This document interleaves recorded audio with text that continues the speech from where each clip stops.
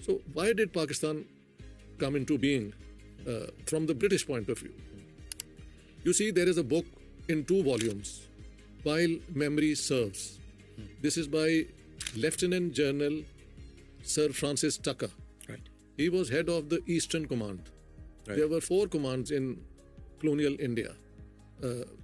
Central Command based in Delhi, Eastern Command in Calcutta, Northern Command in Rawalpindi, and Southern Command in Madras.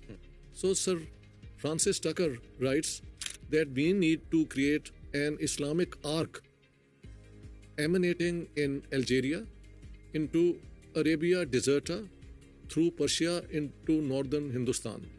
A Muslim state armed with Islamic ideology and British science in order to prevent the Soviet Union's expansion into South Asia.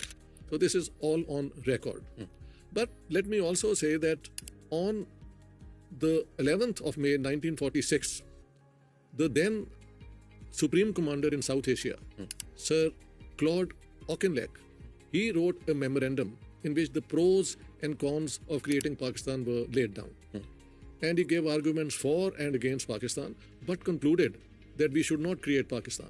Right. Yes, because if Pakistan is created a small state in a corner, obviously India then would, ally itself with the Soviet Union to contain the creation of Pakistan. So we should not take that risk. But then 1 year, 1 day later, 12th of May, 1947, there is another memorandum, this time produced by the 3 heads of the armed forces, Navy, Army and Air Force. The hero of the Second World War, Field Marshal Montgomery, let's say, Montgomery, and Lord Ismay from the Colonial Office, saying that Mr. Jinnah has showed an interest in joining the British Commonwealth, whereas Hindustan may decide to remain independent and sovereign.